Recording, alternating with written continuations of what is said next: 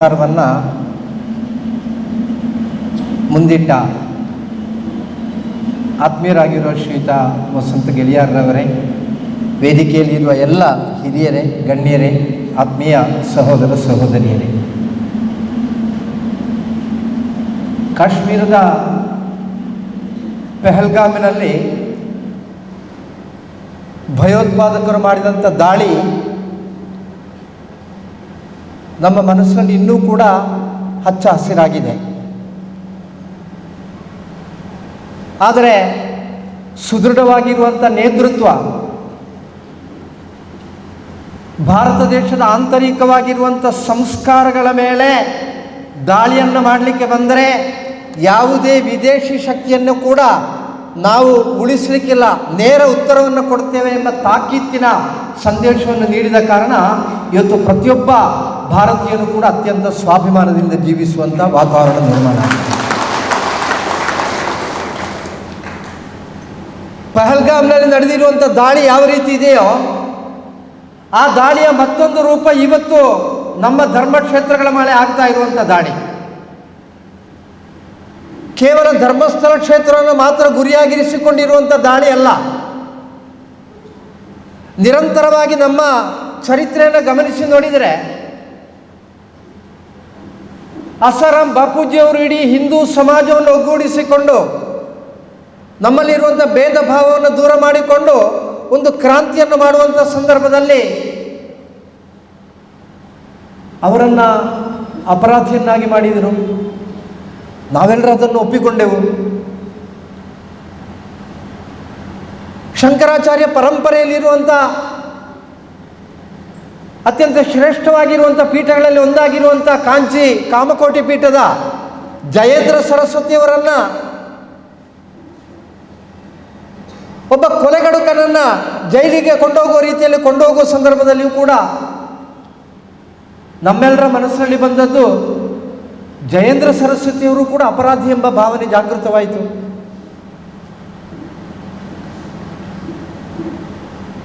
ಪೂಜನೀಯ ರಾಮಚಂದ್ರಾಪುರ ಮಠಾಧೀಶರಾಗಿರುವಂಥ ರಾಘವೇಶ್ವರ ಭಾರತಿಗಳ ಬಗ್ಗೆ ಒಂದು ದೊಡ್ಡ ಅಪಪ್ರಚಾರ ನಡೆಯುವಂಥ ಸಂದರ್ಭದಲ್ಲಿ ಮಾಧ್ಯಮಗಳೆಲ್ಲವೂ ಕೂಡ ಅದನ್ನು ಬಿತ್ತರಿಸುವಂಥ ಸಂದರ್ಭದಲ್ಲಿ ನಾವು ಕೂಡ ಆ ಸಂದರ್ಭದಲ್ಲಿ ಸಂಶಯಿಸುವಂಥ ಪರಿಸ್ಥಿತಿ ನಿರ್ಮಾಣ ಆಯಿತು. ಈ ರೀತಿ ಒಂದರ ಹಿಂದೆ ಒಂದು ಘಟನೆಗಳನ್ನು ಗಮನಿಸಿದರೆ ಅರ್ಥ ಆಗ್ತದೆ ಇದರ ಹಿಂದೆ ಇರುವಂಥ ವಿಚಾರಗಳೇನು. ಯಾವ ರೀತಿ ಭಾರತದಲ್ಲಿ ಹಿಂದೂಗಳು ಅತ್ಯಂತ ಭಯಗ್ರಸ್ತರಾಗಿ ಜೀವಿಸಬೇಕೋ ಅದೇ ರೀತಿ ಭಾರತದಲ್ಲಿ ಹಿಂದೂಗಳ ಅಸ್ತಿತ್ವ ಇರಲಿಕ್ಕೆ ಕಾರಣ ಯಾವುದೆಂದರೆ ನಮ್ಮ ಧರ್ಮ ಕ್ಷೇತ್ರಗಳು ಮತ್ತು ನಮ್ಮ ಧರ್ಮ ಗುರುಗಳು. ಅದನ್ನೇ ನಾಶಪಡಿಸಿದರೆ ಮಾತ್ರ ಇವರನ್ನು ನಾಶಪಡಿಸಬಹುದು ಎಂಬ ಒಂದು ವಿಸ್ತೃತವಾಗಿರುವಂಥ ಚಿಂತನೆ ಇರುವಂಥ ಸಮೂಹ ಮಾಡ್ತಾ ಇರುವಂಥ ಪ್ರಕ್ರಿಯೆಗೆ ನಾವು ಅತ್ಯಂತ ಸುಲಭದಲ್ಲಿ ಬಲಿಪಶುಗಳಾಗುವಂಥ ಪರಿಸ್ಥಿತಿ ನಿರ್ಮಾಣ ಆಗ್ತಾ ಇದೆ.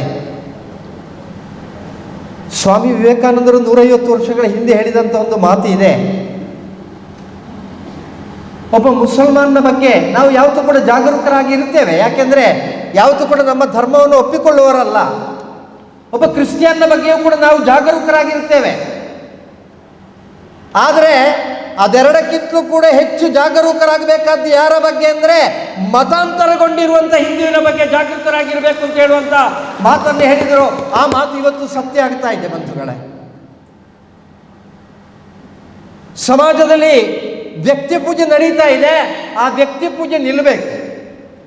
ನಾವು ಈ ದೇಶಕ್ಕೋಸ್ಕರವಾಗಿ ತ್ಯಾಗ ಮಾಡಿರತಕ್ಕಂಥ ಮಹಾನುಭಾವರನ್ನು ಗಮನಿಸುವಂಥ ಸಂದರ್ಭದಲ್ಲಿ ಆದಿ ಶಂಕರಾಚಾರ್ಯರಾಗಿರಲಿ, ಮಧ್ವಾಚಾರ್ಯರಾಗಿರಲಿ, ರಾಮಾನುಜಾಚಾರ್ಯರಾಗಿರಲಿ, ಸ್ವಾಮಿ ವಿವೇಕಾನಂದರಾಗಿರಲಿ, ಅಥವಾ ರಾಷ್ಟ್ರೀಯ ಸ್ವಯಂ ಸೇವಕ ಸಂಘದ ಸ್ಥಾಪಕರಾಗಿರುವಂಥ ಡಾಕ್ಟರ್ ಹೆಡಗೇವಾರ್ಜಿಯವರಾಗಿರಲಿ, ಅವರು ಎಲ್ಲಿಯೂ ಕೂಡ ತಮ್ಮದ್ದಾಗಿರುವಂಥ ಬಣವನ್ನು ಸ್ಥಾಪಿಸಲಿಲ್ಲ. ಬದಲಾಗಿ ಧರ್ಮದ ಬಗ್ಗೆ ಅಭಿಮಾನ ಇರುವಂಥ ರಾಷ್ಟ್ರಭಕ್ತ ಬಂಧುಗಳನ್ನು ಮಾತ್ರ ಅವರು ಸ್ಥಾಪನೆ ಮಾಡಿದ್ದಾರೆ. ನಾವು ರಾಷ್ಟ್ರಭಕ್ತರಾಗಬೇಕೇ ವಿನಃ ವ್ಯಕ್ತಿಭಕ್ತರಾಗಬಾರ್ದು. ಸಂಘಟನೆಗೋಸ್ಕರವಾಗಿ ತನ್ನನ್ನು ಸಮರ್ಪಿಸಿಕೊಂಡು ನಿರಂತರವಾಗಿ ಹೋರಾಟ ಮಾಡಿರುವಂಥ ವ್ಯಕ್ತಿಯ ಬಗ್ಗೆ ನಮಗೆ ಯಾವತ್ತೂ ಕೂಡ ಅಭಿಮಾನ ಇದೆ. ಎಲ್ಲಿವರೆಗೆ ಅಂದರೆ ಸಂಘಟನೆಗೆ ಪೂರಕವಾಗಿರುವಲ್ಲಿವರೆಗೆ ಮಾತ್ರ. ಸಂಘಟನೆಗೆ ವಿರುದ್ಧವಾಗಿ ಧರ್ಮದ ಮೇಲೆ ಆಕ್ರಮಣ ಮಾಡುವಂಥ ಸಂದರ್ಭದಲ್ಲಿ ಆಗ ವಸಂತ ಗಿಳಿಯಾರ್ರೆ ಹೇಳಿದಂತೆ ಕೇವಲ ಕೇಸರಿ ಶಾಲ ಹಾಕಿಕೊಂಡವರನ್ನ ನಾವು ಹಿಂದೂ ಧರ್ಮದ ಸಂರಕ್ಷಕರು ಅಂತ ಒಪ್ಪಿಕೊಳ್ಳಿಕ್ಕೆ ತಯಾರಿಲ್ಲ. ಕೇಸರಿ ಶಾಲಿನ ಒಳಗಡೆ ಈ ದೇಶದ ಬಗ್ಗೆ ಅತ್ಯಂತ ಪೂಜನೀಯವಾಗಿರುವಂಥ ಭಾವನೆ ಇರಬೇಕು, ಸಂಸ್ಕಾರಯುತವಾಗಿರುವಂತಕ್ಕಂಥ ಭಕ್ತಿ ಇರಬೇಕು. ಒಬ್ಬ ಧರ್ಮಾಭಿಮಾನಿಯಾಗಿರುವವ, ಒಬ್ಬ ರಾಷ್ಟ್ರಾಭಿಮಾನಿಯಾಗಿರುವವ ಯಾವ ವ್ಯಕ್ತಿಯೂ ಕೂಡ ಮಾತನಾಡುವಂಥ ಭಾಷೆಗೆ ಯಾವತ್ತೂ ಸಂಸ್ಕಾರ ಇರ್ತದೆ. ನಾವು ಯಾವತ್ತೂ ಕೂಡ ಯಾರನ್ನೇ ನಾವು ಅಪರಾಧಿಗಳು ಅಂತ ಹೇಳುವುದಿದ್ರು ಅಥವಾ ಅವರು ಮಾಡಿರುವಂಥ ಅಪರಾಧವನ್ನು ನಾವು ಸರಿಯಾಗಿ ಬಿಚ್ಚಿಡುವಂಥ ಸಂದರ್ಭದಲ್ಲಿಯೂ ಕೂಡ ನಮಗೂ ಕೂಡ ಒಂದು ಸಂಸ್ಕಾರ ಇದೆ. ನಾವು ಮಾತೃದೇವೋ ಭವ ಎಂಬ ಆ ಸಂಸ್ಕಾರದೊಂದಿಗೆ ನಾವು ಬೆಳೆದು ಬಂದವರು. ಆ ಸಂದರ್ಭದಲ್ಲಿ ನಮ್ಮ ಮಾತುಗಳಿಗೆ ಯಾವತ್ತೂ ಕೂಡ ಮಿತಿ ಇರ್ತದೆ. ಆ ಮಾತುಗಳ ಹರಿತ ಅದು ಮತ್ತೊಬ್ಬರನ್ನು ಎಚ್ಚರಿಸಲಿಕ್ಕೆ ಪೂರಕವಾಗಿರ್ತದೆ ವಿನಃ ಅದು ತನ್ನದ್ದಾಗಿರತಕ್ಕಂಥ ಸಂಸ್ಕಾರದಿಂದ ಕೀಳಾಗಿ ಹೋಗುವುದಿಲ್ಲ. ಆದರೆ ಇವತ್ತು ಧರ್ಮಸ್ಥಳದ ಬಗ್ಗೆ ಅಪಪ್ರಚಾರ ಮಾಡ್ತಾ ಇರುವವರು, ಮಾಧ್ಯಮಗಳ ಮುಂದೆ ದೊಡ್ಡ ದೊಡ್ಡ ಭಾಷಣ ಮಾಡ್ತಾ ಇರುವವರು, ಅವರು ಮಾತನಾಡುವಂಥ ಭಾಷೆ ಗಮನಿಸುವಾಗ ಗೊತ್ತಾಗ್ತದೆ ಏನೆಂದರೆ ಇದು ಅವರು ಮಾತಾಡ್ತಾ ಇರುವಂಥ ಮಾತಲ್ಲ, ಅವರ ಹಿಂದಿನಿಂದ ಚುಚ್ಚುತ್ತಿರುವವರು ಮಾತನಾಡಿಸ್ತಾ ಇರುವಂಥದ್ದು. ನಾವು ಪರೀಕ್ಷಿಸಬೇಕಾದ್ದು, ನಾನೊಬ್ಬ ಸಂಘಟನೆಯ ಕಾರ್ಯಕರ್ತ, 30 ವರ್ಷದಿಂದ ಸಂಘಟನೆಯ ಕಾರ್ಯಕರ್ತನಾಗಿ ತೊಡಗಿಸಿಕೊಂಡಿದ್ದೇನೆ. ನಮಗೆ ದೇವರು ಕೊಟ್ಟ ಒಂದು ಸ್ವಲ್ಪ ಆಸ್ತಿ ಇದೆ. ಆತ್ಮೀಯ ನಾಗೇಂದ್ರ ಭಾರದ್ವಾಜರಿಗೆ ನನ್ನ ಇಡೀ ಕುಟುಂಬದ ಚರಿತ್ರೆ ಗೊತ್ತಿದೆ ಹೇಗೆ ಇದೆ ಅಂತ. 30 ವರ್ಷದಿಂದ ಸಂಘಟನೆಯ ಕಾರ್ಯಕರ್ತನಾಗಿದ್ದುಕೊಂಡು ಒಬ್ಬ ಸಂಘಟನೆಯ ಕಾರ್ಯಕರ್ತ 6ಕ್ಕೆ ಏರುವುದಿಲ್ಲ, 3ಕ್ಕೆ ಇಳಿಯುವುದಿಲ್ಲ. ಆದರೆ ತನ್ನದ್ದಾಗಿರುವಂಥ ಆದರ್ಶವನ್ನು ಉಳಿಸಿಕೊಂಡು ಇಡೀ ಸಮಾಜವನ್ನು ಒಗ್ಗೂಡಿಸಿಕೊಂಡು ಮುನ್ನಡೆಸಲಿಕ್ಕಿರುವಂಥ ಶಕ್ತಿಯನ್ನು ದೇವರು ನಮಗೆ ಕೊಟ್ಟಿದ್ದಾರೆ. ನಾಳೆ ಒಂದು ವೇಳೆ ನೀವು ಗಮನಿಸುವಂಥ ಸಂದರ್ಭದಲ್ಲಿ ನಿನ್ನೆ ರಾತ್ರಿಯವರೆಗೆ ಇಲ್ಲದೇ ಇರುವಂಥ ಕಟ್ಟಡ ಮೇಲೆ ಹೇಳ್ತದೆ ಅಂತ ಆದರೆ, ನಿನ್ನೆ ರಾತ್ರಿಯವರೆಗೆ ಇಲ್ಲದ ಐಷಾರಾಮದ ಜೀವನದಲ್ಲಿ ನಾನು ತೊಡಗಿಸಿಕೊಳ್ತೇನೆ ಅಂತ ಆದರೆ ಆವತ್ತು ನನ್ನನ್ನು ನಾಯಕ ಅಂತ ಒಪ್ಪಿಕೊಳ್ಳಬಾರ್ದು. ಪ್ರಶ್ನಿಸಬೇಕು, ಗಮನಿಸಬೇಕು. ಇವನಿಗೆ ಈ ಆರ್ಥಿಕವಾಗಿರುವಂಥ ಸಂಪನ್ಮೂಲ ಎಲ್ಲಿಂದ ಬಂದಿದೆ ಎಂಬುದನ್ನು ಗಮನಿಸಬೇಕು. ನಾವು ಅದನ್ನು ಅಧ್ಯಯನ ಮಾಡಬೇಕು. ಇವತ್ತು ಒಂದು ಕ್ಷೇತ್ರದ ಬಗ್ಗೆ ನಾವು ಬೇಕಾದಷ್ಟು ಅಪಪ್ರಚಾರ ಮಾಡಬಹುದು, ಒಂದು ವ್ಯಕ್ತಿಯ ಬಗ್ಗೆ ಬೇಕಾದಷ್ಟು ಅಪಪ್ರಚಾರ ಮಾಡಬಹುದು. ಸಮಾಜದಲ್ಲಿ ಬೇಕಾದಷ್ಟು ಶ್ರೀಮಂತ ದೇವಾಲಯಗಳಿವೆ, ಬೇಕಾದಷ್ಟು ಶ್ರೀಮಂತ ಮಠಗಳಿವೆ. ಆದರೆ ಕೆಲವೊಂದು ಮಠಗಳು ಮಾತ್ರ ಸಮಾಜವನ್ನು ತನ್ನ ಸಮೀಪದಲ್ಲಿರಿಸಿಕೊಂಡು ಸಮಾಜಕ್ಕೆ ಪೂರಕವಾಗಿರತಕ್ಕಂಥ ಸೇವೆಯಲ್ಲಿ ತೊಡಗಿಸಿಕೊಳ್ತದಷ್ಟೇ. ನಾವು ಯಾರನ್ನು ಕೂಡ ನಾವು ಅಪವಾದ ಹೇಳುವುದಿಲ್ಲ.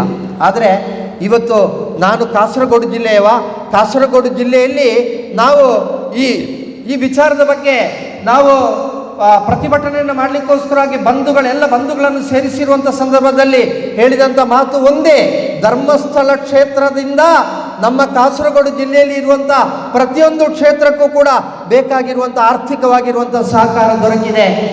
ಅದನ್ನು ಆ ದೇವರ ಪ್ರತಿನಿಧಿಯಾಗಿ ಒದಗಿಸಿಕೊಟ್ಟವರು ಪೂಜ್ಯ ಕಾಮಂದರು. ಅದರಲ್ಲಿ ಯಾವುದೇ ರೀತಿಯ ಸಂಶಯ ಇಲ್ಲ.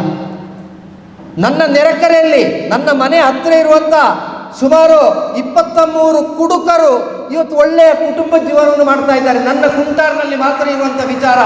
ಧರ್ಮಸ್ಥಳದ ಮಧ್ಯವರ್ಜನ ಶಿಬಿರದಿಂದ ಪ್ರಯೋಜನವನ್ನು ಪಡ್ಕೊಂಡು ಆ ರೀತಿಯ ಕುಟುಂಬ ಜೀವನವನ್ನು ಮಾಡುವಂಥದ್ದನ್ನು ಕಾಣ್ತಾ ಇದ್ದೇವೆ. ಒಬ್ಬ ವ್ಯಕ್ತಿಯನ್ನು ಯಾರೋ 4 ಜನ ದೂಷಿಸುವಂಥ ಸಂದರ್ಭದಲ್ಲಿ ನಾವು ಅದರಲ್ಲಿರುವಂಥ ಒಂದು ಕೆಟ್ಟದನ್ನು ಗಮನಿಸಿಕೊಂಡು ನಾವು ನಿರಂತರವಾಗಿ ನಾವು ಕೂಡ ಅದರ ಜೊತೆ ಕೈ ಜೋಡಿಸುವುದಕ್ಕೆ ಬದಲಾಗಿ ಆ ವ್ಯಕ್ತಿ ಸಮಾಜಕ್ಕೋಸ್ಕರವಾಗಿ ಮಾಡಿರುವಂಥ ಒಳ್ಳೆಯ ಕಾರ್ಯಗಳನ್ನು ಗಮನಿಸುವಂಥ ಪ್ರಯತ್ನವನ್ನು ಮಾಡಬೇಕು. ಆ ಪ್ರಯತ್ನವನ್ನು ಮಾಡುವಾಗ ಮಾತ್ರ ನಮಗೆ ಸತ್ಯದ ಅರಿವಾಗ್ತದೆ. ಯಾವ ವ್ಯಕ್ತಿಯೂ ಕೂಡ 100ಕ್ಕೆ 100 ಸರಿಯಾಗಿರಲಿಕ್ಕೆ ಸಾಧ್ಯವೇ ಇಲ್ಲ. ನಾವು ಮನುಷ್ಯರು. ಆದರೆ ಒಬ್ಬನ ಬಗ್ಗೆ ಅಪವಾದ ಹೇಳುವಂಥ ಸಂದರ್ಭದಲ್ಲಿ ಆ ಅಪವಾದ ಎಷ್ಟರ ಮಟ್ಟಿಗೆ ಸತ್ಯ ಆಗಬಹುದು ಎಂಬುದನ್ನು ಗಮನಿಸುವ, ಅದನ್ನು ಅಧ್ಯಯನ ಮಾಡುವಂಥ ಪ್ರಯತ್ನದಲ್ಲಿ ನಾವು ಮುಂದುವರಿಬೇಕೇ ವಿನಃ 10ರ ಜೊತೆಯಲ್ಲಿ 11 ಅಂತ ಹೇಳುವಂಥ ಮಾತನ್ನು ಹೇಳಬಾರ್ದು. ನನ್ನೊಬ್ಬ ಆತ್ಮೀಯ ಮಿತ್ರರು ಅವರು ಪ್ರತಿ ವರ್ಷವೂ ಕೂಡ ಧರ್ಮಸ್ಥಳ ಕ್ಷೇತ್ರಕ್ಕೆ ಭೇಟಿ ನೀಡ್ತಾ ಇದ್ದರು. ಪ್ರತಿ ವರ್ಷವೂ ಸುಮಾರು 30 ವರ್ಷದಿಂದ ನಾನು ಗಮನಿಸ್ತಾ ಇದ್ದೇನೆ. ಪ್ರತಿ ವರ್ಷವೂ ಕೂಡ ಅವರು ಒಮ್ಮೆ ಧರ್ಮಸ್ಥಳ ಕ್ಷೇತ್ರಕ್ಕೆ ಬಂದು ಆ ದೇವರ ದರ್ಶನ ಮಾಡೋದೇ ಇಲ್ಲ. ಆದರೆ ಇತ್ತೀಚೆಗೆ ಯಾವುದೋ ಒಂದು ವಿಚಾರಕ್ಕೋಸ್ಕರವಾಗಿ ಅವರು ನನ್ನನ್ನು ಕರೆ ಮಾಡಿರುವಂಥ ಸಂದರ್ಭದಲ್ಲಿ ಅವರು ನನ್ನ ಹತ್ರ ಹೇಳಿದರು, ನಾನು ಸುಮಾರು 45 ವರ್ಷದಿಂದ ನಿರಂತರವಾಗಿ ಧರ್ಮಸ್ಥಳ ಕ್ಷೇತ್ರಕ್ಕೆ ನಾನು ಹೋಗ್ತಾ ಇದ್ದೇನೆ. ನನಗೆ ಒಂದು ಆಶೆ ಇತ್ತು, ನಾನು ಬದುಕಿದರೆ 60 ವರ್ಷದವರೆಗೆ ಆ ಧರ್ಮಸ್ಥಳ ಕ್ಷೇತ್ರಕ್ಕೆ ಹೋಗಿ ಷಷ್ಠಿ ಪೂರ್ತಿಯನ್ನು ಮಾಡಬೇಕು ಅಂತ, ಯಾವುದು ಆ ದೇವರ ದರ್ಶನದ ಷಷ್ಠಿ ಪೂರ್ತಿಯನ್ನು ಆಚರಿಸಬೇಕು ಅಂತ ಹೇಳುವಂಥ ಭಾವನೆ ಇತ್ತು. ಆದರೆ ಈ ವರ್ಷ ನಾನು ಧರ್ಮಸ್ಥಳಕ್ಕೆ ಹೋಗಲ್ಲ ಅಂತ ಹೇಳಿದರು. ಯಾಕೆ ಅಂತ ಕೇಳಿದೆ. ನಾವು ಹೋಗಿ ಆ ಮಂಜುನಾಥನಿಗೆ ಕೈ ಮುಗಿತಾ ಇದ್ದೇವೆ, ಆದರೆ ಅಲ್ಲಿ ನಡೀತಾ ಇರುವಂಥ ಅನಾಚಾರಗಳು, ಏನು ಅನಾಚಾರಗಳು ನಡೆದಿದೆ ಅಲ್ಲ, ಪತ್ರಿಕೆಯಲ್ಲಿ ಅದೇ ರೀತಿ ಮಾಧ್ಯಮಗಳಲ್ಲೆಲ್ಲ ಬರ್ತಾ ಇದೆ ಅಲ್ಲ ಅಂತ ಹೇಳಿದರು ಅವರು. ಪತ್ರಿಕೆಯಲ್ಲಿ ಮಾಧ್ಯಮಗಳಲ್ಲಿ ಅಲ್ಲಿ ನಡೆದಿರುವಂಥ ಅನಾಚಾರಗಳು ಬರ್ತಾ ಇದೆ. ಆದರೆ ಪತ್ರಿಕೆಯಲ್ಲಿಯೂ ಮಾಧ್ಯಮದಲ್ಲಿಯೂ ಆ ಧರ್ಮಸ್ಥಳ ಕ್ಷೇತ್ರದಿಂದ ಈ ದೇಶಕ್ಕೆ ನೀಡಿರುವಂಥ ಕೊಡುಗೆ ಏನು, ಈ ಸಮಾಜಕ್ಕೆ ನೀಡಿರುವಂಥ ಕೊಡುಗೆ ಏನು, ನಮ್ಮಲ್ಲಿ ಕುಟುಂಬ ಜೀವನ ಮಾಡ್ತಾ ಇರುವಂಥ ಬಂಧುಗಳ ಜೀವನದ ಒಳಿತಿಗೋಸ್ಕರವಾಗಿ ಅಲ್ಲಿಂದ ನಡೆದಿರುವಂಥ ಸೇವೆಗಳೇನೆಂಬುದನ್ನು ಯಾರಾದರೂ ಬಿತ್ತರಿಸಿದ್ದಾರೆ ಅಂತ ಕೇಳುವಾಗ ಅವರು ನಿರುತ್ತರರಾದರು. ಆದ ಕಾರಣ ಪತ್ರಿಕೆಯಲ್ಲಿಯೂ ಮಾಧ್ಯಮದಲ್ಲಿ ಬರುವುದು ಸತ್ಯ ಅಲ್ಲ. ಧರ್ಮಸ್ಥಳದಲ್ಲಿ ಸ್ವಾಮಿ ಮಂಜುನಾಥನಿದ್ದಾನೆ ಅಂತಾದರೆ ಅಲ್ಲಿ ಅಣ್ಣಪ್ಪ ಪಂಜುರ್ಲಿ ಇದ್ದರೆ ನಾನಾಗಲಿ ನೀವಾಗಲಿ ಅಥವಾ ಎಷ್ಟೇ ದೊಡ್ಡ ವ್ಯಕ್ತಿ ಆಗಲಿ ಅವರು ಮಾಡಿರುವಂಥ ತಪ್ಪಿಗೆ ಬೇಕಾಗಿರುವಂಥ ಶಿಕ್ಷೆಯನ್ನು ಆ ದೇವರು ಕೊಡ್ತಾರೆ ವಿನಃ ಅದನ್ನು ಈ ಪತ್ರಿಕೆಯವರು ಮತ್ತು ಮಾಧ್ಯಮದವರು ಕೊಡಬೇಕಾದ ಅಗತ್ಯ ಇಲ್ಲ ಅಥವಾ ಅದನ್ನು ಗಮನಿಸಬೇಕಾದ ಅಗತ್ಯ ಇಲ್ಲ. ಒಂದು ವೇಳೆ ಇವತ್ತು ನಿರಂತರವಾಗಿ ಅಲ್ಲಿ ಅಪಪ್ರಚಾರ ನಡೀತಾ ಇದೆ ಅಂತ ಆದರೆ ಆ ಅಪಪ್ರಚಾರ ನಡೆಸುವರ ಗುರಿ ಏನೆಂದರೆ ಧರ್ಮಸ್ಥಳದ ಯಾವ ಆ ಪೂಜನೀಯ ಹೆಗ್ಗಡೆಯವರ ಕುಟುಂಬ ಇದೆಯೋ ಆ ಕುಟುಂಬವನ್ನು ಅಲ್ಲಿರತಕ್ಕಂಥ ಧರ್ಮಪೀಠದಿಂದ ಇಳಿಸಿ ಮತ್ತೊಮ್ಮೆ ಈ ರಾಜ್ಯದಲ್ಲಿ ಈ ಜಿಲ್ಲೆಯಲ್ಲಿ ಅವರು ಕೂಡ ಒಬ್ಬ ಧರ್ಮಾಧಿಕಾರಿ ಆಗಲಿಕ್ಕೆ ಕನಸು ಕಾಣ್ತಾ ಇರುವಂಥ ಮುಟ್ಟಾಳರು ಮಾಡ್ತಾ ಇರುವಂಥ ಪ್ರಯತ್ನ ಎಂಬುದನ್ನು ನಾವು ಗಮನಿಸಿಕೊಳ್ಬೇಕು. ಅಂಥವರ ಮಾತಿಗೆ ಯಾವತ್ತೂ ಕೂಡ ನಾವು ಕಿವಿ ಕೊಡಬಾರ್ದು. ಬಂಧುಗಳೇ, ಧರ್ಮೋ ರಕ್ಷತಿ ರಕ್ಷಿತ ಅಂತ ನಮಗೆ ಶಾಸ್ತ್ರ ಬೋಧಿಸಿಕೊಟ್ಟಿದೆ. ಭಗವಾನ್ ಶ್ರೀಕೃಷ್ಣ ಪರಮಾತ್ಮ ಹೇಳಿರುವಂಥ ಮಾತು. ಯಾವತ್ತೂ ಕೂಡ ಧರ್ಮ ಸಂರಕ್ಷಣೆಗೆ ನಾವು ಮುಂದಾದರೆ ಮಾತ್ರ ಧರ್ಮವೂ ಕೂಡ ನಮಗೆ ಬೇಕಾಗಿರುವಂಥ ಸಂರಕ್ಷಣೆಯನ್ನು ನೀಡುತ್ತದೆ. ಇವತ್ತು ನಮ್ಮ ಕರ್ತವ್ಯ ಏನು? ನಮ್ಮ ದೇವಾಲಯಗಳು ಉಳಿಬೇಕು, ನಮ್ಮ ಮಂದಿರಗಳು ಉಳಿಬೇಕು, ನಮ್ಮ ಸಂಪ್ರದಾಯಗಳು ಉಳಿಬೇಕು, ನಮ್ಮ ಸಂಸ್ಕಾರಗಳು ಉಳಿಬೇಕು, ನಮ್ಮ ಧರ್ಮಗುರುಗಳು ಉಳಿಬೇಕು, ನಮ್ಮ ಧರ್ಮಗುರುಗಳು ಮಾಡ್ತಾ ಇರುವಂಥ ಸೇವೆ ಮುಂದುವರಿಬೇಕು. ಇವತ್ತು ಧರ್ಮಸ್ಥಳ ಕ್ಷೇತ್ರದ ಮೇಲೆ ಈ ರೀತಿ ಒಂದು ಆಕ್ರಮಣ ಆಗಿದೆ ಅಂತ ಹೇಳಿದ್ರೆ ನಾಳೆ ಸಮೀಪದಲ್ಲಿರುವಂಥ ಉಡುಪಿಯ ಅಷ್ಟಮಠಕ್ಕೂ ಕೂಡ ಈ ಆಕ್ರಮಣ ಬರ್ತದೆ. ನಮ್ಮ ಸಮೀಪದಲ್ಲಿರುವಂಥ ಕಟೀಲು ಕ್ಷೇತ್ರಕ್ಕೂ ಕೂಡ ಈ ಆಕ್ರಮಣ ಬರ್ತದೆ. ಈ ರೀತಿ ಪಾರಂಪರಿಕವಾಗಿ ತಮ್ಮದಾಗಿರತಕ್ಕಂಥ ಸಂಸ್ಕಾರ ಸಂಪ್ರದಾಯವನ್ನು ಕಾಪಾಡಿಕೊಂಡು ಬಂದಿರುವಂಥ ಅನೇಕ ಮಹಾನುಭಾವರನ್ನು ಈ ರೀತಿಯ ಆ ಮಾನಸಿಕವಾಗಿರುವಂಥ ಹಿಂಸೆಗೊಳಪಡಿಸಿ ಅವರು ಯಾವತ್ತೂ ಕೂಡ ಆ ಧರ್ಮಮುಖಿಯಾಗಿ ಮುಂದುವರಿದಿರಲಿಕ್ಕಿರುವಂಥ ವಾತಾವರಣವನ್ನು ನಿರ್ಮಾಣ ಮಾಡಿ ತಮ್ಮ ಬೇಳೆ ಬೇಯಿಸಿಕೊಳ್ಳಿಕ್ಕೆ ಇರತಕ್ಕಂಥ ಪ್ರಯತ್ನವನ್ನು ಮಾಡ್ತಾ ಇದ್ದಾರೆ. ಹಿಂದೂಗಳ ಕ್ಷೇತ್ರದಲ್ಲಿ ಯಾವುದೋ ಒಂದು ಘಟನೆ ನಡೆದಿದೆ ಅಂತ ಆದರೆ ಅದರ ಸತ್ಯಾಸತ್ಯತೆಯನ್ನು ಅರಿತುಕೊಳ್ಳಿಕ್ಕೂ ಅದಕ್ಕೆ ಬೇಕಾಗಿರತಕ್ಕಂಥ ಪರಿಹಾರವನ್ನು ಕಾಣಲಿಕ್ಕೂ ಈ ದೇಶದಲ್ಲಿ ಒಂದು ದೊಡ್ಡ ಹಿಂದೂ ಸಮಾಜ ಇದೆ. ಅದಕ್ಕೆ ಬದಲಾಗಿ SDPI ಮತ್ತು ಭಯೋತ್ಪಾದಕರನ್ನು ಗುರುತಿಸಲ್ಪಟ್ಟಂಥ ಪಾಪ್ಯುಲರ್ ಫ್ರಂಟ್ ಆಫ್ ಇಂಡಿಯಾದವರಿಗೆ ಏನು ಕೆಲಸ? ಇವತ್ತು ಬೀದಿಗಿಳಿದು ನಮ್ಮ ಸಮಾಜದ ಬಂಧುಗಳನ್ನು ಸೇರಿಸಿಕೊಂಡು ಅವರು ಹೋರಾಟ ಮಾಡುವಾಗ ನಾವು ಕೂಡ ಅವರ ಹಿಂದೆ ಹೋಗ್ತಾ ಇದ್ದೇವಲ್ಲ. ನಾವು ಚಿಂತನೆಯನ್ನು ಮಾಡಿಕೊಳ್ಬೇಕು, ನಾವು ಜಾಗೃತರಾಗಬೇಕು. ವಸಂತ ಗಿಳಿಯರು ಆಗಲೇ ಹೇಳಿದರು, ನಮ್ಮ ಮೇಲೆ ನಡೆದಿರತಕ್ಕಂಥ ಆಕ್ರಮಣಕ್ಕೆ ಕಾರಣರು ಯಾರು? ನಮ್ಮವರೇ. ಪೂಜನೀಯ ವಿವೇಕಾನಂದರು ಹೇಳಿದಂಥ ಮಾತನ್ನೇ ಮುಂದುವರಿಸಿ ಸಾವರ್ಕರು ಕೂಡ ಹೇಳಿದರು, ನೀವು ಯಾವತ್ತೂ ಕೂಡ ಜಾಗೃತರಾಗಿರಬೇಕಾದ್ದು. ಯಾರೋ ಹೊರಗಿನವರು ಬಂದು ನಮ್ಮನ್ನು ನಾಶ ಮಾಡುವುದಿಲ್ಲ. ನಮ್ಮ ನಾಶಕ್ಕೆ ಕಾರಣರಾಗುವುದು ಯಾರೆಂದರೆ ಮತಿಗೆಟ್ಟಂಥ ಹಿಂದೂಗಳೇ ಕಾರಣರಾಗ್ತಾರೆ. ಮತಿಗೆಟ್ಟ ಹಿಂದೂಗಳನ್ನು ದುರುಪಯೋಗಪಡಿಸಿಕೊಂಡು ಅವರು ದಾಳಿಯನ್ನು ಮಾಡ್ತಾರೆ ಅಂತ ಹೇಳುವಂಥ ಮಾತನ್ನು ಹೇಳಿದರು. ಆದ ಕಾರಣ ನಾವು ಚಿಂತನೆ ಮಾಡಬೇಕಾದ್ದು ಯಾವುದೋ ಒಬ್ಬ ವ್ಯಕ್ತಿಯ ಬಗ್ಗೆ ಅಥವಾ ಯಾವುದೋ ಒಂದು ವಿಚಾರದ ಬಗ್ಗೆ ಅಪಪ್ರಚಾರಗಳಾಗುವಂಥ ಸಂದರ್ಭದಲ್ಲಿ ಒಂದು ಚಿಂತನೆಯನ್ನು ಮಾಡಿ. ವೀರೇಂದ್ರ ಹೆಗ್ಗಡೆಯವರು ವರ್ತಮಾನ ಕಾಲದ ಪೀಠಾಧಿಪತಿಗಳು, ಧರ್ಮಾಧಿಕಾರಿಗಳು. ಆದರೆ ಆ ಧರ್ಮಸ್ಥಳ ಕ್ಷೇತ್ರದ ಚರಿತ್ರೆಯನ್ನು ಗಮನಿಸಿದೆ. ಅದಕ್ಕಿಂತ ಹಿಂದೆ ಎಷ್ಟು ಆ ಧರ್ಮಾಧಿಕಾರಿಗಳು ಅಲ್ಲಿ ಬಂದಿದ್ದಾರೆ, ಆ ಕ್ಷೇತ್ರಕ್ಕೆ ಎಷ್ಟು ಇತಿಹಾಸ ಇದೆ, ಅಲ್ಲಿಯ ಅಣ್ಣಪ್ಪ ಪಂಜುರ್ಲಿಯ ಕಾರಣಿಕ ಏನೆಂಬುದು ನಮಗೆಲ್ಲ ಗೊತ್ತಿದೆ. ನಾವು ಸ್ವಲ್ಪ ಆಲೋಚನೆ ಮಾಡಲಿಕ್ಕೆ ಆಗೋದಿಲ್ವಾ? ಅಲ್ಲಿ ಮಂಜುನಾಥನೇ ಇಲ್ಲ, ಅಲ್ಲಿ ಅಣ್ಣಪ್ಪ ಪಂಜುರ್ಲಿಯೇ ಇಲ್ಲ ಅಂತ ಹೇಳುವವನು ಕೂಡ ಇವತ್ತು ನಾವು ದೇವರಂತೆ ಆರಾಧಿಸುವ ಮಟ್ಟಕ್ಕೆ ನಾವು ಹಿಡಿದಿದೆ ಅಂತ ಹೇಳಿದ್ರೆ ನಮಗೆ ಧರ್ಮ ಎಂದರೆ ಏನು ಗೊತ್ತಿದೆ ಎಂಬುದನ್ನು ನಾವು ಆಲೋಚಿಸಬೇಕು. ಅಲ್ಲಿಯ ಮಂಜುನಾಥನನ್ನು ಮುಂದಿಟ್ಟುಕೊಂಡು, ಅಲ್ಲಿಯ ಅಣ್ಣಪ್ಪ ಪಂಜುರ್ಲಿಯನ್ನು ಮುಂದಿಟ್ಟುಕೊಂಡು, ಒಂದು ವೇಳೆ ನಮ್ಮಲ್ಲಿ ಒಂದು ಮಾತಿದೆ, ಕಾಸು ಬಿಡ ತಿಮ್ಮಪ್ಪ ಮಾತು ಬಿಡ ಮಂಜುನಾಥ ಅಂತ. ಆ ಮಾತು ಸತ್ಯ ಆಗ್ತದೆ ಎಂಬುದಕ್ಕೆ ಯಾವುದೇ ಸಂಶಯ ಇಲ್ಲ. ಈಗ ನಿರಂತರವಾಗಿ ನಡೆದಿರತಕ್ಕಂಥ ಆಕ್ರಮಣಗಳು ಈಗ ಮೊನ್ನೆ ಟುಸ್ ಅಂತ ಆಗ್ತಾ ಈಗ ಎಲ್ಲರೂ ಕೂಡ ಹೆದರಿ ಅಡಗಿಕೊಳ್ಳುವಂಥ ಪರಿಸ್ಥಿತಿ ನಿರ್ಮಾಣ ಆಗಿದೆ ಅಂತ ಆದರೆ ನಮಗೆ ವಿಶ್ವಾಸ ಇದೆ, ರಾಮಾಯಣದಲ್ಲಿ ಕೂಡ ಗೆದ್ದದ್ದು ಧರ್ಮವೇ, ಮಹಾಭಾರತದಲ್ಲಿ ಕೂಡ ಗೆದ್ದದ್ದು ಧರ್ಮವೇ. ಈ ಕಲಿಯುಗದಲ್ಲಿ ಆಗಿದ್ದರೂ ಕೂಡ ಇಲ್ಲಿವರೆಗೆ ಧರ್ಮದ ಮೇಲೆ ಆಗಿರುವಂಥ ಆಕ್ರಮಣಗಳು ಸಾಧ್ವಿ ಪ್ರಜ್ಞಾ ಸಿಂಗ್ ಠಾಕೂರ್ರನ್ನ ಒಬ್ಬ ಹಿಂದೂ ಭಯೋತ್ಪಾದಕೆಯಂತೆ ಚಿತ್ರಿಸಲಿಕ್ಕೆ ಪ್ರಯತ್ನ ಪಟ್ಟವರು ಸೋತರು. ಸಾಧ್ವಿ ಪ್ರಜ್ಞಾ ಸಿಂಗ್ ಠಾಕೂರು ಯಾವುದೇ ತಪ್ಪನ್ನು ಮಾಡಲಿಲ್ಲ ಅಂತೇಳಿ ಆ ಕೋರ್ಟಿನಿಂದ ಆದೇಶ ಬರುವಂಥ ಸಂದರ್ಭದಲ್ಲಿ ಅವರು ತಲೆ ತಗ್ಗಿಸುವಂಥ ಪರಿಸ್ಥಿತಿ ನಿರ್ಮಾಣ ಆಗಿದೆ ಅಂತಾದರೆ ಇಲ್ಲಿ ಧರ್ಮ ಸಂಸ್ಕಾರದಲ್ಲಿ ಜೋಡಿಸಿಕೊಂಡವರು ಒಂದು ವೇಳೆ ಅತ್ಯಂತ ಕಠೋರವಾಗಿ ಧರ್ಮದ ವಿಚಾರಗಳನ್ನು ಬೋಧಿಸಬಹುದು. ಆದರೆ ಅವರು ಯಾವತ್ತೂ ಕೂಡ ಕೂಡ ಕಠೋರ ಹೃದಯಗಳಾಗುವುದಿಲ್ಲ. ಅವರು ಯಾವತ್ತೂ ಕೂಡ ಕಠೋರವಾಗಿರತಕ್ಕಂಥ ಚಟುವಟಿಕೆಯಲ್ಲಿ ತೊಡಗಿಸಿಕೊಳ್ಳುವುದಿಲ್ಲ. ಕಠೋರವಾಗಿರತಕ್ಕಂಥ ಸಂಸ್ಕಾರಹೀನವಾಗಿರತಕ್ಕಂಥ ಚಟುವಟಿಕೆಯಲ್ಲಿ ತೊಡಗಿಸಿಕೊಳ್ಳುವುದಿದ್ರೆ ಅದರ ಹಿಂದೆ ಒಂದು ದೊಡ್ಡ ಚಿಂತನೆ ಇರ್ತದೆ. ಬಂಧುಗಳೇ, ಕಾಶ್ಮೀರದಲ್ಲಿ ಭಯೋತ್ಪಾದಕರ ದಾಳಿ ನಡೆದಿದೆ. ನಮ್ಮ ದಂಪತಿಗಳು ಅವರ ಕೇವಲ ವಿಶ್ರಾಂತಿಗೋಸ್ಕರವಾಗಿ ಬಂದಿರುವಂಥ ಸಂದರ್ಭದಲ್ಲಿ ಹೆಂಡತಿಯ ಮುಂದೆಯೇ ಆ ಗಂಡನನ್ನು ನಿರ್ನಾಮ ಮಾಡಿ ನಿಮ್ಮ ಪ್ರಧಾನಮಂತ್ರಿಗಳಲ್ಲಿ ಅಂತ ಹೇಳಿದ ಮಾತನ್ನು ಹೇಳಿದವರ ಅಜೆಂಡಾ ಏನಿದೆಯೋ, ಉದ್ದೇಶ ಏನಿದೆಯೋ ಅದೇ ಉದ್ದೇಶವನ್ನು ಇರಿಸಿಕೊಂಡಿರತಕ್ಕಂಥ ವ್ಯವಸ್ಥೆ ಇಲ್ಲಿಯೂ ಕೂಡ ನಡೀತಾ ಇದೆ.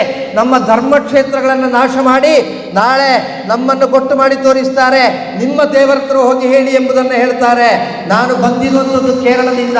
ಕೇರಳ ರಾಜ್ಯದಲ್ಲಿ ನಾವು ಅನುಭವಿಸ್ತಾ ಇರತಕ್ಕಂಥ ನೋವು, ಆ ನೋವಿನ ವಿಚಾರವನ್ನು ತಮ್ಮ ಮುಂದೆ ಇಡಬೇಕು ಅಂತಾದರೆ ನನಗೆ 3 ದಿವಸ ಇದ್ದರೂ ಕೂಡ ಸಾಲದು.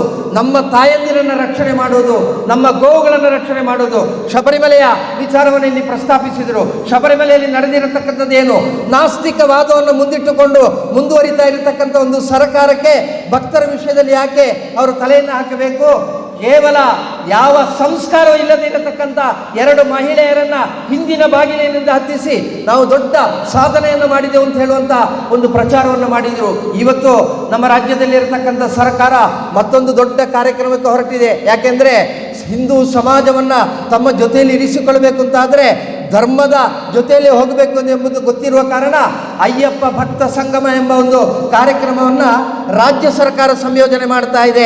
ಹಿಂದೂ ಸಂಘಟನೆಯ ನೇತಾರರು, ಪ್ರತಿಯೊಂದು ಜಿಲ್ಲೆಯಲ್ಲಿ ಇರುವಂಥ ನೇತಾರರು ಕೂಡ ಹೇಳಿದ್ದಾರೆ. ನಾನು ಕೂಡ ಕಾಸರಗೋಡಿನಿಂದ ಹೇಳಿದ್ದೇನೆ. ನಾನು ಮತ್ತು ಕಾಸರಗೋಡಿನಲ್ಲಿ ಇರತಕ್ಕಂಥ ಸಂಘಟನೆಗೋಸ್ಕರವಾಗಿ ಈ ಜೀವನವನ್ನು ಮುಡಿಪಾಟಿಟ್ಟಿರುವಂಥ ಕಾರ್ಯಕರ್ತರಿದ್ದರೆ ಸರ್ಕಾರದ ಸಂಯೋಜನೆಯಲ್ಲಿ ಯಾವ ಪೊಲೀಸ್ ಇಲಾಖೆ ಸಂರಕ್ಷಣೆ ಇದ್ದರೂ ಕೂಡ ಅಯ್ಯಪ್ಪ ಭಕ್ತ ಸಂಗಮ ಎಂಬ ಒಂದು ಕಾರ್ಯಕ್ರಮವನ್ನು ನಾವು ನಡೆಸಲಿಕ್ಕೆ ಅವಕಾಶವನ್ನು ಕೊಡಲಿಕ್ಕಿಲ್ಲ ಅಂತ ಹೇಳುವಂಥ ಮಾತನ್ನು ಹೇಳಿದ್ದೇವೆ. ಇಲ್ಲಿವರೆಗೆ ಆ ಮಾತನ್ನು ಉಳಿಸಿಕೊಂಡು ಬಂದಿದ್ದೇವೆ. ಸೌಜನ್ಯ ಪ್ರಕರಣವನ್ನು ಮುಂದಿಟ್ಟುಕೊಂಡು ನಮ್ಮ ಕಾಸರಗೋಡು ಜಿಲ್ಲೆಯಲ್ಲಿಯೂ ಕೂಡ ಒಂದು ಪ್ರತಿಭಟನಾ ಸಭೆಯನ್ನು ಸಂಯೋಜನೆ ಮಾಡಲಿಕ್ಕೆ ಪ್ರಯತ್ನ ಬರುವಂಥ ಸಂದರ್ಭದಲ್ಲಿ ಪೊಲೀಸ್ ಅಧಿಕಾರಿಗಳಲ್ಲಿ ಹೋಗಿ ಹೇಳಿದಂಥ ಮಾತು ಒಂದೇ, ದಕ್ಷಿಣ ಕನ್ನಡ ಜಿಲ್ಲೆಯ ವಿಚಾರಕ್ಕೆ ಕಾಸರಗೋಡಿನವರು ಉತ್ತರ ಕೊಡಬೇಕಾದ ಅಗತ್ಯ ಇಲ್ಲ. ಒಂದು ವೇಳೆ ಕಾಸರಗೋಡಿನಲ್ಲಿ ಆ ಪ್ರತಿಭಟನೆಯನ್ನು ನಡೆಸಲಿಕ್ಕೆ ನೀವು ಅವಕಾಶವನ್ನು ಮಾಡಿಕೊಟ್ರಿ ಅಂತಾದರೆ ನಾವು ಕೇರಳದಲ್ಲಿ ಸಹಿಸಿಕೊಂಡು ಬಂದಿರುವಂಥ ನೋವುಗಳೇನೆಂಬುದು ತಮಗೆಲ್ಲ ಗೊತ್ತಿದೆ. ಆ ನೋವಿನ ವಿರುದ್ಧ ಇಡೀ ಹಿಂದೂ ಸಮಾಜವನ್ನು ಒಗ್ಗೂಡಿಸಿಕೊಂಡು ನಾವು ಕೂಡ ಪ್ರತಿಭಟನೆಯನ್ನು ಮಾಡಬೇಕಾದೀತು ಅಂತ ಹೇಳುವ ಮಾತು ಹೇಳಿದ ಕೂಡಲೇ ಪೊಲೀಸ್ ಅಧಿಕಾರಿಗಳು ಎಚ್ಚೆತ್ತುಕೊಂಡು ಆ ಕಾರ್ಯಕ್ರಮವನ್ನು ನಿಲ್ಲಿಸಿಬಿಟ್ರು. ಆದ ಕಾರಣ ಇವತ್ತು ಈ ದಕ್ಷಿಣ ಕನ್ನಡ ಜಿಲ್ಲೆಯಲ್ಲಿ ಇರತಕ್ಕಂಥ ಯಾವ ಒಂದು ವೈರಸ್ ಇದೆಯೋ, ಕೊರೋನಾ ವೈರಸ್ನಂತೆ ಇರುವಂಥ ವೈರಸ್ ನಮ್ಮ ಕಾಸರಗೋಡು ಜಿಲ್ಲೆಗೆ ಪ್ರವೇಶಿಸಿಲ್ಲ. ಆದರೆ ಇತ್ತೀಚೆಗೆ ನಡೀತಾ ಇರುವಂಥ ಅಪಪ್ರಚಾರದಿಂದ ಪ್ರತಿಯೊಬ್ಬರು ಕೂಡ ಹಾಗೆ ಅಂತ ಪ್ರಶ್ನಿಸುವಂಥ ಪರಿಸ್ಥಿತಿ ನಿರ್ಮಾಣ ಆಗಿದೆ. ಹಾಗೆ ಅಲ್ಲ, ಹೀಗೆ ಅಂತ ಹೇಳಬೇಕು ಅಂತಾದರೆ ಈ ರೀತಿ ಅಲ್ಲಲ್ಲಿ ಜನಾಂದೋಲನ ನಡೀಬೇಕು. ತನ್ಮೂಲಕವಾಗಿ ನಮ್ಮ ಧರ್ಮ ಕ್ಷೇತ್ರಗಳನ್ನು, ನಮ್ಮ ಧರ್ಮ ಗುರುಗಳನ್ನು, ನಮ್ಮ ಧಾರ್ಮಿಕ ನೇತಾರರನ್ನು, ನಮ್ಮ ಸಾಮಾಜಿಕ ಪರಿವರ್ತನೆಯ ಹರಿಕಾರರಾಗಿರತಕ್ಕಂಥ ಸಾಮಾಜಿಕ ನೇತಾರರನ್ನು ಮುಟ್ಲಿಕ್ಕೆ ಬಂದರೆ ಅದಕ್ಕೆ ವಿರುದ್ಧವಾಗಿ ನಾವೇನು ಮಾಡಬೇಕೋ ಅದನ್ನು ಮಾಡಿಯೇವು. ನಮಗೆ ಮಾತಿನಲ್ಲಿಯೂ ಗೊತ್ತಿದೆ, ಕೃತಿಯಲ್ಲಿಯೂ ಗೊತ್ತಿದೆ ಎಂಬುದನ್ನು ಸಾರಿ ಹೇಳಬೇಕಾದಂಥ ಅನಿವಾರ್ಯತೆಯ ಕಾಲದಲ್ಲಿ ನಾವಿದ್ದೇವೆ. ಕೇರಳದ ಮಲಪ್ಪುರಂ ಜಿಲ್ಲೆಯಲ್ಲಿ ಜನಿಸಿರತಕ್ಕಂಥ ಒಬ್ಬಾಕೆ ತಾಯಿ ನಮ್ಮ ಸಂಘಟನೆಯ ನೇತೃತ್ವವನ್ನು ವಹಿಸಿರುವವರು.